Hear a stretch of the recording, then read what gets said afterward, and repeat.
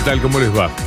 El hombre de la fábrica de pobres y de mentiras ha llegado a su último día de gobierno.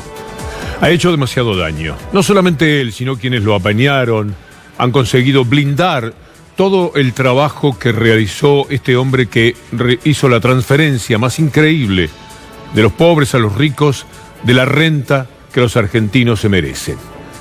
Han sido increíbles estos 4 años. Nunca se vio un ataque más absurdo a la República, a la democracia, a la verdad, que la que protagonizó este hombre, que allí está en la pose de su última aparición, desopilante, patético, el jueves, dijo sus últimas mentiras. En realidad le faltaba todavía un video y concurrir a una misa en la que no osó ni persignarse. Allí está Mauricio Macri diciendo, ojalá hasta nunca. Porque un hombre que representa tan fuertemente el neoliberalismo, en todo lo depredador que tiene ese sistema de ideas, que roba a la gente, que transfiere recursos de los que menos tienen a los que más tienen, sería bueno que no vuelva nunca más neoliberalismo. Pero verá usted, como no aprendemos, así como nos ha pasado ya varias veces, ocurrirá que estos gobiernos que entran ahora, que empiezan mañana, van a recuperar a la clase media. Prontamente, agosto, septiembre, estaremos hablando, Dios quiera, aquí, de lo que el país ha cambiado. Por lo menos estaremos en los albores de algo que será muy positivo para muchísima gente, sobre todo en los sectores medios y los más vulnerables. Pero verá usted que de nuevo, quienes asciendan a la clase media, los que ahora se cayeron a pedazos en la indigencia y antes votaron a Mauricio Macri, una vez que estén satisfechas algunas necesidades, como de lo que en el presente tenemos, poco nos ocupamos, y mucho de las ausencias, volverá al inconformismo. Y sobre todo volverán estos diarios, volverán Clarín y Nación a trabajar contra el Estado, contra el trabajador, contra el salario. Lo hicieron así, lo hicieron siempre. Y nuevamente dentro de 10 o 15, pero aprovechemos estos años. Construyamos algo que les resulte cada vez más difícil destruir en la República Argentina.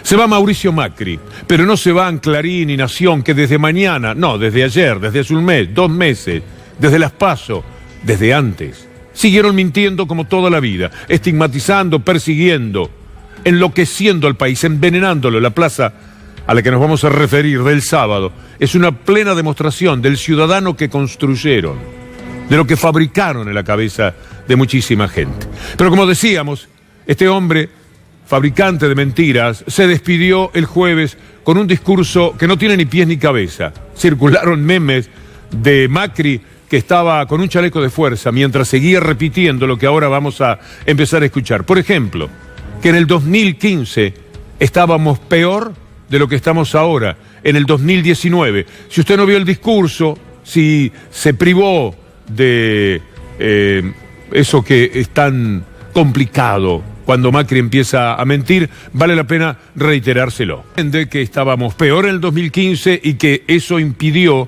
la recuperación total de su maravilloso gobierno de ahora.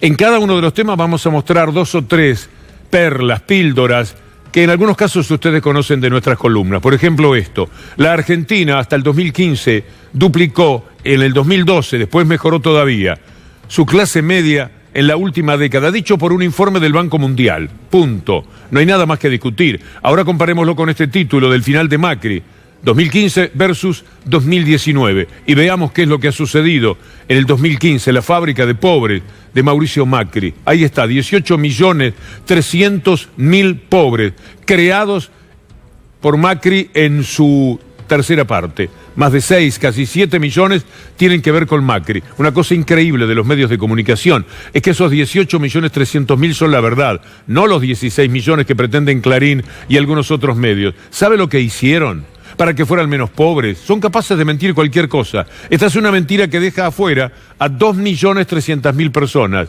de la estadística. Calcularon con el censo, el último, el del 2010, la población de Argentina, y 40,8% les da 16 millones.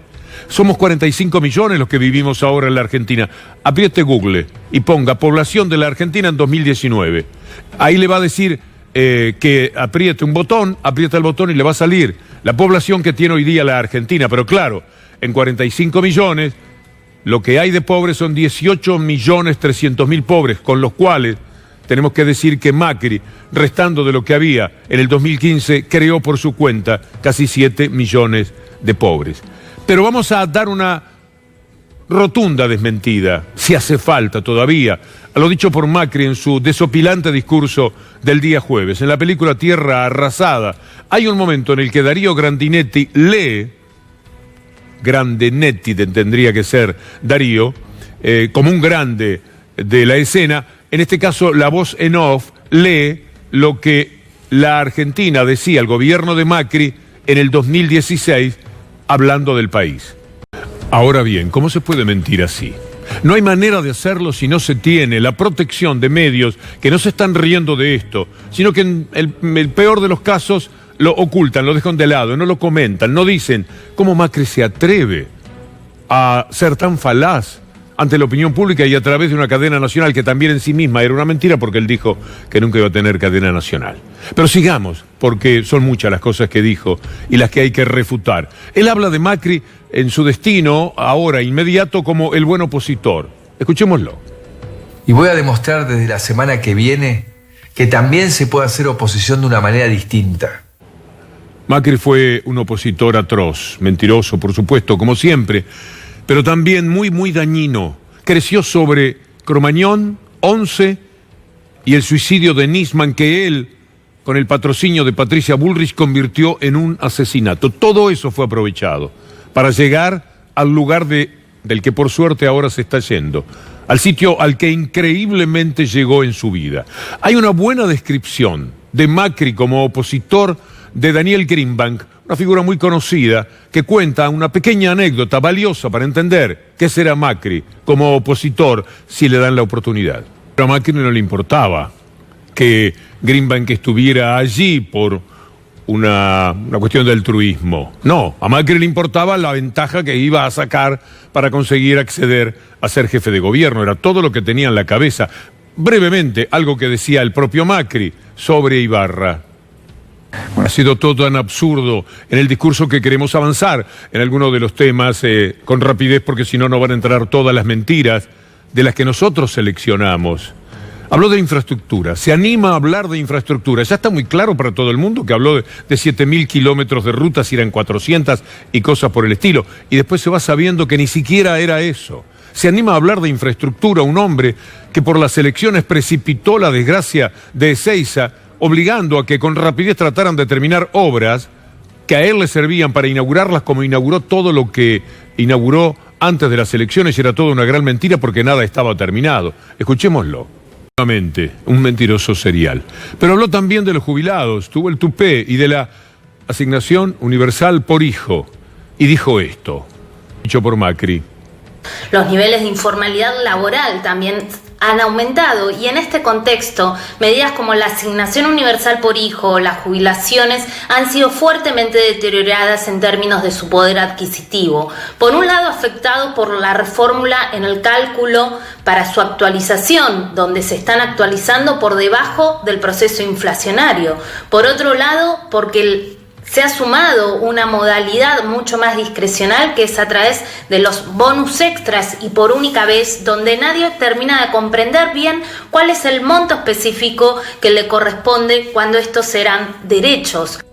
Habló también, porque se anima a todo, de la reparación histórica, aquello que fue posiblemente la más indignante de las estafas, y son muchas las cometidas por Mauricio Macri, pero se subió al estribo de las necesidades de los jubilados, a los que todo el tiempo esquilmó en estos años, para hablar de la reparación histórica, cuando en realidad lo que le importaba era traer el dinero de su hermano, de sus amigos, cientos de millones de dólares que tenían afuera. No los trajeron, los dejaron afuera, pero aclararon, tenemos este dinero. Tenían que hacer esa reparación histórica, tenían que hacer ese blanqueo de capitales, porque si no se iba a saber de otra manera en años en los cuales esos capitales son conocidos en todo el mundo. La reparación histórica, otro de los temas del desopilante discurso del jueves. El doctor Miguel Ángel Fernández Pastor, uno de los luchadores más importantes de estos 4 años, que me gustaría se ha observado también como un hombre que mucho puede ayudar en este gobierno. Se van a cometer algunas injusticias y esto es inevitable. Dice sobre lo que significa el tema de la reparación histórica. Uno de los momentos más insólitos de la aparición de Macri el jueves es cuando negó la deuda. Muchos están hablando de la deuda, le han hecho creer a la gente que la deuda es tremenda, que la deuda es impagable. Vamos a elegir muy bien para refutarlo al propio Macri, pero antes escuchémoslo a él.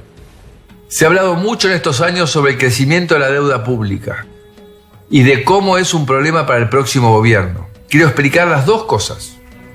Por un lado, existe la sensación de que en 2015 el Estado argentino no tenía deudas.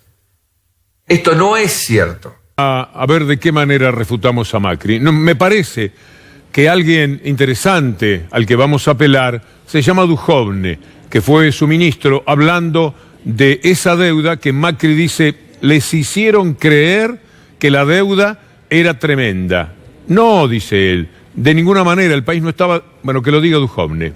Macri escribió, si es que él lo preparó, el discurso. Nadie le dijo, no vayas a decir ese disparate. Su propio ministro de Economía aclaró cómo habían sido las cosas. Sí, hiciera falta, todos sabemos la brutalidad, la indignidad de la deuda contraída por Macri. Todos sabemos que hay deuda a 100 años, todos sabemos lo que hizo Caputo, uno de esos enormes inútiles, el jugador de la Champions League, diría Marcos Peña. Conocemos el daño, sabemos lo que le espera a la Argentina el año próximo, lo que hay que pagar, 45.000 millones de dólares. Sabemos que es el más importante problema que hay que atravesar. Sabemos que es una especie de neblina la que envuelve a toda la Argentina y que hay que ir en el día a día, avanzando como se avanza en la niebla, sabiendo que allá hay un banco muy difícil de superar.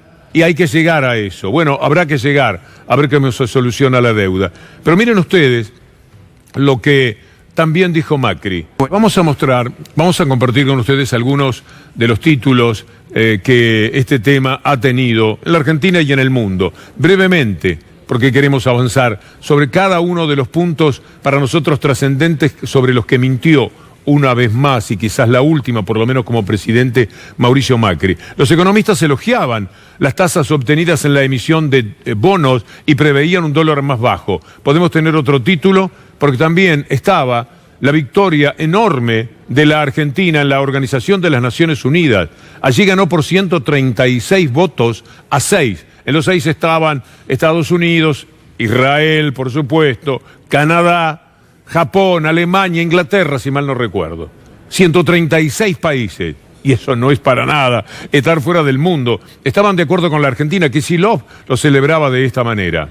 Era la Argentina respetada en el mundo por lo que estaba haciendo sobre la deuda. Podríamos mostrar otros éxitos, por ejemplo, sobre el tema Malvinas, hasta con el voto de Estados Unidos en contra, que puso enloquecidos a los integrantes del gobierno de los Estados Unidos, o absteniéndose por lo menos. Macri tuvo el tupé de hablar de libertad de expresión. A él le parece que este es un momento excepcional, junto a Canalla Lombardi, que hoy tenía una despedida de los trabajadores de los medios de comunicación en el playón del Centro Cultural Kirchner, con una canción incluida, etcétera. Apoyado en ese Canalla, Macri se animó a todo en materia de libertad de expresión. Pero no tomemos a los 4.000 trabajadores que quedaron afuera. No tomemos la trampa brutal de la pauta publicitaria dada prácticamente toda a Clarín y algunos de los que podrían un poquito protestar, y entonces para que se callen, incluido La Nación, se le daba. No vamos a recorrer ese camino. Vamos a ir a Mauricio Macri metiéndose con gente poderosa, con el dueño del Canal América, por ejemplo, con el señor Vila, al que extorsionó a nombre de Mañeto, por supuesto, un peón de Mañeto. Extorsionaba a nombre de Clarín. Ya se sabe, pero esto ha sido bastante oculto por los medios de comunicación, que Clarín, por supuesto, no va a decir nada, La Nación tampoco, pero los otros no se le animan. Ya se sabe a Mañeto. Entonces lo que dijo el dueño de un medio de comunicación, la República Argentina, que habla de la extorsión de un presidente a nombre de la AMO propio que tiene Macri, que es el dueño del diario Clarín, no pasa absolutamente nada. Y los periodistas de ese canal, muchos, no todos por supuesto, se animan a hablar de libertad de expresión. Es muy curioso, y Cintia García, nuestra colega, que debe ser la debatidora más notable que hay en el país, bueno, dijo algunas cosas interesantes. Una verdadera locura, el dueño del canal donde estaban estas personas extorsionado por el presidente de la República y por Clarín. Mirá qué libertad de expresión que había. Pero no solamente Vila en América, también los dueños de este canal, por supuesto, que fueron presionados. Los querían obligar a poner el canal al servicio de Macri y a atacar a la expresidenta Cristina Fernández de Kirchner. Como les dijeron que no, los metieron presos. Cuando vinieron dos camaristas con relativa intención decente en la justicia para liberarlos, Macri llegó a decir que cuidado, eso no era lo que tenían acordado. Lo que tenían acordado es que iban a seguir presos. Esta es la libertad de expresión de la que puede hablar Macri. No era lo que habían acordado con los jueces Mauricio Macri en su deseo de libertad de expresión. ¿Sabe cómo ha perseguido a este canal? El hostigamiento permanente que ha tenido. ¿Sabe cuánta plata le dio a Clarín y a los otros medios? A TN, que tiene mucho menos audiencia que C5N, gracias a ustedes, por supuesto, pero también a un grupo selecto de profesionales extraordinarios como los que ha conseguido reunir muy jóvenes C5N. Todo el dinero para ellos. Y la pauta, decenas, cientos de millones de pesos para los más poderosos. Esa no es la manera de asegurar la libertad de expresión, por supuesto que no. También hablo de justicia. Y aquí sí que la indignación uno sabe qué hacer con ella, se pasea, camina, la mastica, no sabe cómo expulsarla, porque es muy indignante que un hombre pueda hablar de justicia independiente con todo lo que ha hecho. Eso, por ejemplo, que le mostrábamos recién, referido a Cristóbal López y a Fabián de Sousa, o referido a Vila, al que si no hubiera obedecido, vas a saber si también no lo mandaba preso, como hizo con los dueños del Grupo Indalo. Habla de justicia con este desparpajo. Rosansky es un juez al que Garabano echó porque Fariña se lo pidió. Rosansky es un juez que estaba en el lugar donde había que liberar a Fariña. Como él no quería, pusieron un juez, suegro del periodista que el otro día de La Nación denunció que había tráfico de influencias de Alberto Fernández en Bahía Blanca y que mereció la respuesta muy atinada en ese momento y dura de Alberto Fernández. Pusieron por 3 días al suegro de ese periodista, a este hombre funcional a los intereses de la justicia, para dejar en libertad a Fariña. Esto lo dice el ex juez Carlos Rosansky, echado de la justicia como Freiler y como tantos otros, porque no le servía a los intereses del establishment. Este es el periodista que por otra parte empezó con la historia de los 8.000 millones, falsa por donde se la mire, en cuanto a la deuda que se había contraído por los dueños de este canal y que terminó con ellos presos a través de los jueces y la presión y operación mediática que tuvieron que sobrellevar. Abogamos por una Navidad sin presos políticos. Queremos decir que si en esta Navidad siguen estando presos aquellos que lo están por lo que piensan, que no tienen sentencia definitiva, sentencia firme, etcétera, la República no habrá mejorado demasiado.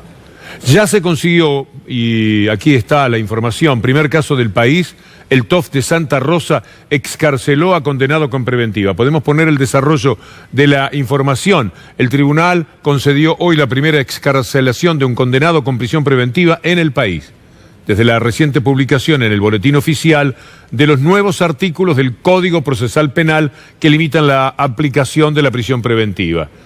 El beneficio de libertad recayó en Joaquín L., un achense defendido por el conocido abogado porteño Miguel Ángel Pierri.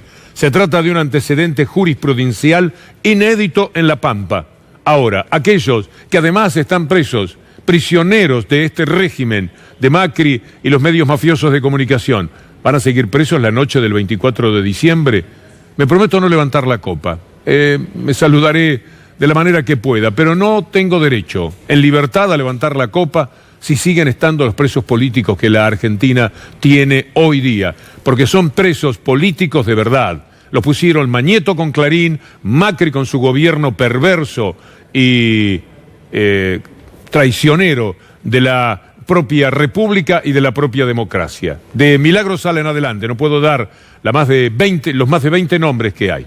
Es una barbaridad lo que está sucediendo y pedimos la aplicación de esto, que es un antecedente muy interesante seguramente para todos los abogados. Le pregunto a Leandro Gabriele, mi conductor, si tenemos tiempo, Leandro. La última mentira de Macri, ¿sobre cuál la quiere? Porque tengo las PASO, cuando él dice que todo lo malo que le pasó a la Argentina fue por las PASO. No, las PASO ocurrieron de tal manera por todo lo malo que hacia atrás tenía la Argentina. Escúchenlo hablar de las PASO. Ese día ese 12 de agosto marca cuál es el perfil real de Macri. Un toquecito de Alexis Sepsik, compañero nuestro, gran periodista, que fue quien contó, con pruebas, que el 12 de agosto, cuando el país se desfondaba, Macri llamaba a Riquelme y a Beraldi para pedirles, por favor, que no hicieran que perdiese Boca, como lo perdió ayer en las elecciones en las que él, Angelici y toda la runfla sale finalmente del club. Que el 12 de agosto, querido Julián Guarino, mientras el país se caía a pedazos, mientras el dólar volaba y ellos no hacían nada, como sabés, y denunció el propio Redrado, desde el Banco Central, Macri estaba empeñado en, bueno, si pierdo la nación y pierdo provincia, por lo menos no quiero perder Boca. Parece mentira, ¿no? Pero esto era lo que pasaba, lo que pasó.